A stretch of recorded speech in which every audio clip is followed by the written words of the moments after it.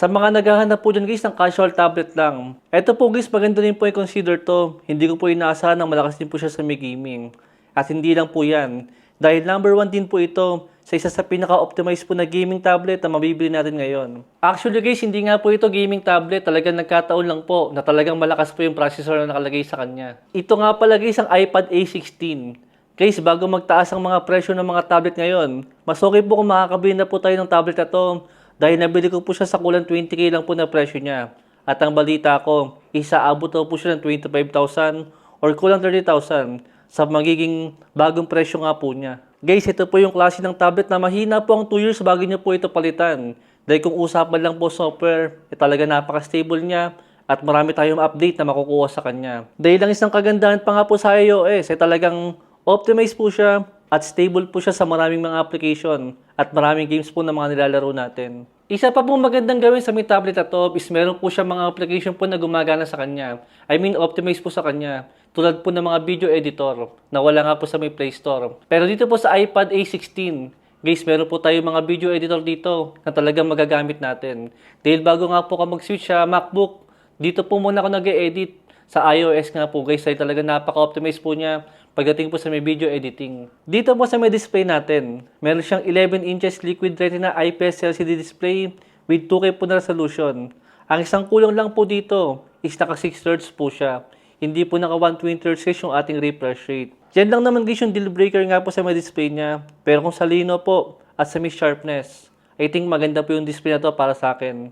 Lalo nga po kung mahilig lang po tayo manood ng mga YouTube videos or watching movies nga po sa Netflix. Dito naman po sa may build quality natin, meron siyang metal frame, saka po metal back design. Saka meron po siyang Touch ID. Dito nga po sa may power button natin. Dito po sa may speaker niya, meron po siyang stereo speaker. Sa camera natin, meron siyang 12 megapixel na front selfie camera at 12 megapixel po na back camera. Pero huwag niyo po mamalitin yung kanyang back camera dahil supported po siya ng 4K 60fps sa video. Kaya kahit tablet po ito, napakaganda po ng kanyang camera. Yan guys yung mga sample picture and video natin. Kaya hindi talaga natin pwedeng basihan yung mataas na megapixel. Kung bulok naman po yung sensor at mahina po yung processor, still sa processor pa rin po magbe-base yan kung ano po yung magiging supported nga po ng video niya.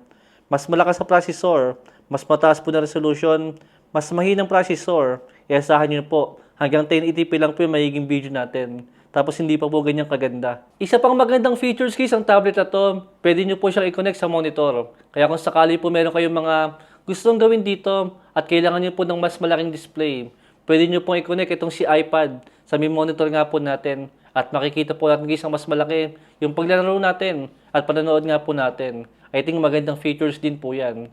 Dahil sa ibang mga tablet po, wala pong ganyang klase ng features. Lalo po sa mga ML player dyan, perfect po para sa inyo guys ang ganitong tablet dahil talagang wala kayong mararamdaman na delay at lag sa kanya. Isipin mo guys, ito pong processor niya, sim po ito guys nasa iPhone 14. Kaya talagang walang bitin po ito sa gaming. Ang isang problema lang po guys ang tablet na to is naka 128 lang po yung kanyang storage. Kaya kung sakali po guys na maglalagay tayo ng maraming games sa kanya, piliin po natin guys yung madalas nating laruin. Dahil napakaliit nga po ng kanyang storage. Tsaka lagi ko pong sinasabi sa inyo guys sa review ko nga po ng mga tablet.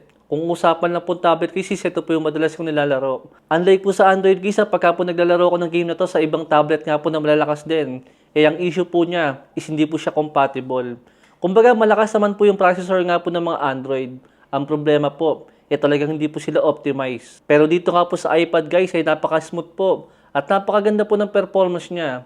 Napaka-stable. Yan po guys yung hindi natin makukuha sa ibang Android nga po na kahit malalakas po yung mga processor nila. Ibang usapan po talaga pagka po optimize yung ating software dito. Noon pa man guys, laging ganitong klase ng game na po yung hilig ko. Kung alam nyo po yung Red Alert, doon nga po sa may PC, saka po yung Age of Empire. Then ito nga pong Company of Heroes. Kaya nakakatuwa po guys na nilagay po nila ito sa may mobile, na dati nga po siya nasa PC lang. Di talagang masyadong malakas na nga po yung mga processor ngayon. Ang problema lang po talaga guys is wala po masyadong mga game ngayon na talaga masusulit natin yung malakas po na processor nila. Then if ever din po pala guys na iPhone po yung gamit nyo, as long as po iisa lang po yung Apple ID na ilalagay natin dito sa may iPhone, saka po sa may iPad.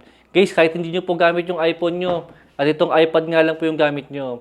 Guys, if ever po na mayroong tatawag sa inyo, or meron po magme-message sa inyo, guys, matatanggap nyo rin po dito yan. Dito nga po sa may iPad natin.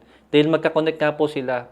I think maganda rin pong features yan na hindi po natin makukuha sa mga Android nga po ng mga tablet at smartphone dito. Kaya kung gusto nyo po na pang matagalan na tablet, yung marami nga pong software update tayo makukuha, syempre yung optimizing po na software. Meron pong malakas sa processor, magandang build quality, at syempre matagal din po malobat. I think maganda po i-consider itong si iPad ngayon. Lalo nga po kung naka-iPhone ka pa. Kaya if ever po guys, sa plano nyo pong bilhin ng ganitong klase ng iPad, nandyan po yung link natin sa may description para po makakuha rin po tayo ng discount na galing nga po kay YouTube. Yun lang po guys. Thanks for watching.